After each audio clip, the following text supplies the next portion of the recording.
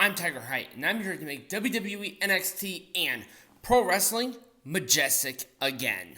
God damn, this was a decent follow-up to No Mercy, but next week is going to be a bomb burner. And I swear to God, not just that, but AEW, these two, if you want a war, let's nut up or shut up. Let's take off the kid gloves. Let's really do this.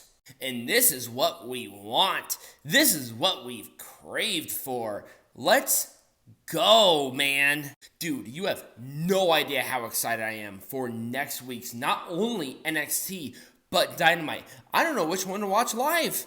I'm debating. Well, right now NXT is by and far the best because they only have one match announced for Tuesday, or Title Tuesday, or whatever the fuck they want to call it. But I'm excited.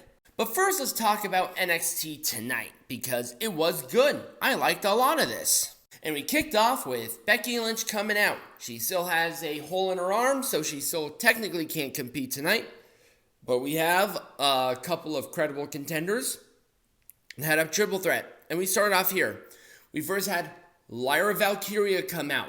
There was a lot of really good emotion with her. She can cut a decent promo if she gave a shit. Cool. Then we had Indi Hartwell returned to NXT. Why did she go up to the main roster? I have no idea. I don't even think she had a match on Raw. But I knew, and everybody else with a brain knew, that she was not ready for it. But then we had Roxanne Perez, who, for some reason, was booed out of the building. I have no idea why. They have to follow up. They have to. Not by defending her as a babyface. Have her be a heel. Have her be like a Drew McIntyre heel. That'd be freaking awesome. And then Becky, because of the power of the NXT Women's Champion and the fact that she's Becky Lynch and can do literally no wrong, she could kick a bag of puppies. And people would blame the puppies for being kicked. Made a triple threat match to determine her next contender. It was fine. Did the puppy metaphor need to happen? No. Is the illustration graphic? Yeah. Am I weird? Definitely. This gets a full thumbs up. I liked all of it. There was no bad part of the promos of anybody, and I thought my metaphor justified Becky Lynch's popularity right now. So up next, we have a tag team match. Butch and Tyler Bate taking on Mark Coffey and Wolfgang of Gallus. It was a decent follow-up from Saturday. I really liked this match overall. But the thing is, the match itself was fine, and that's being really nice. Unfortunately, it was kind of sloppy and half-assed. It was a lifting suplex thing for the babyfaces to win. We had an immediate post-match attack till Ridge Holland came out. Orange Cassidy thumbs down, and that's being really nice. So Ilja Dragunov came out to talk about his NXT Championship win. Trick Williams came out. They actually had a decent back and forth. I liked it. Then Carmelo Hayes, being essentially a bitch, came out saying, "Why are you talking to him so nicely? He beat me." And it's like, dude, who cares? It's called being nice. It was kind of interesting. I'm curious to see what they're going to be doing with Carmelo Hayes and Trick Williams after next week's Dynamite. I'll give it an Orange Cassidy thumbs up. A lot of this was done well, but there's not really much of a direction. But given what's happening next week, probably a good idea to sort of lay off rivalries right now. So up next was that, obviously said before, triple threat match to determine the next number one contender for the NXT Women's Champion. We have Roxanne Perez, Indi Hartwell, and Lyra Valkyria. It was a fine match. I don't know. It felt kind of lazy. And it was a splash for the win. I don't like Lyra Valkyria doing this splash. It doesn't look good. It doesn't look impactful. Dude, just go back doing that spinning heel kick. It was perfectly fine for you. You doing the splash, it just looks like a feather. Goddamn, give me $4.99 on OnlyFans and I'll watch it again. But whatever. I'll give it an Orange Cassidy thumbs up. It establishes a couple of things, but it really doesn't give you that oomph. Because, to be honest with you, they weren't big. They weren't booked like Tiffany. I mean, Roxanne Perez's momentum is dead in the water. I mean, we have Indi Hartwell, former NXT Women's Champion, who just came back, and Lyra Valkyria hasn't been in decent rivalry in a while. Sorry about that. I'm not even gonna knock that out. That was totally my bad. Orange Cassidy thumbs up. So we were promised this match last week, but we never got it, so I guess we get it this week. We have Gigi Dolan taking on Blair Davenport. We missed nothing. And the funny thing is, it was a roll-up for Gigi Dolan to win. A roll-up. These Toxic Attraction. I thought Gigi was going to be that breakout. Talk about me being wrong. Orange Cassidy thumbs up, and that's being nice. They worked hard.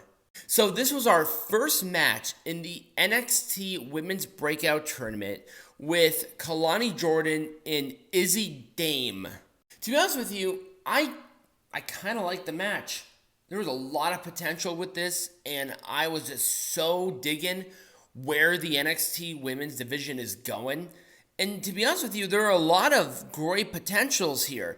I mean, obviously, Ariana Grace is good. I like Jakara Jackson.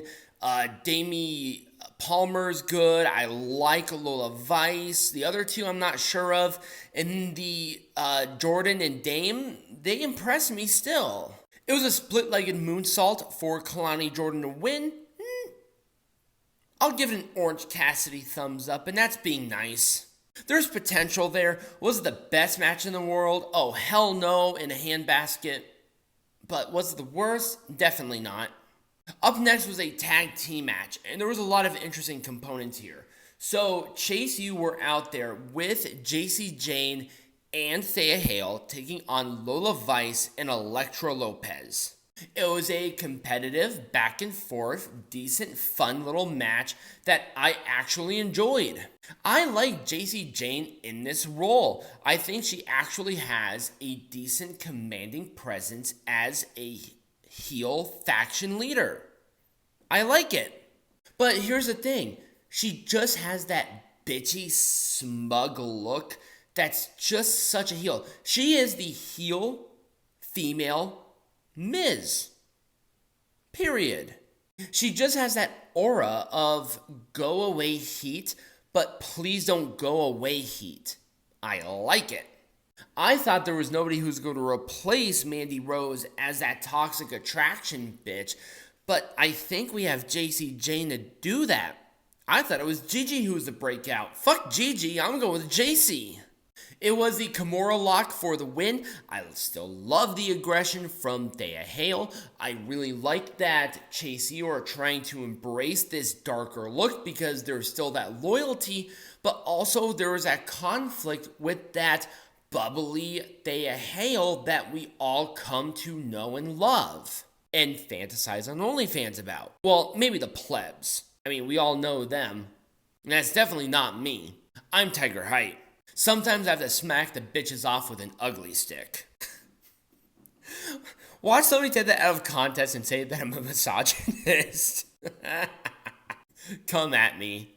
Nah, I actually really did like this match. There was a lot of fun there. I love the aggression. I like the conflict. There was some fun stuff here. I'm going to give it an Orange Cassidy thumbs up. A little more time probably would have been better, but I mean, that's being picky. And in our main event, in a head-scratching issue, we have Trick Williams defending the NXT North American Champion against Dominik Mysterio.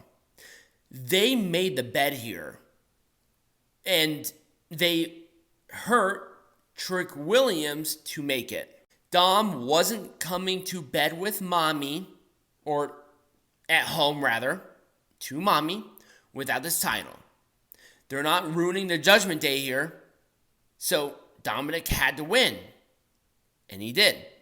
With the frog splash. They made their bed. They have to eat it. Trick is going to be fine. It wasn't a popular decision. The crowd was super hot. But it is what it is. I liked the match.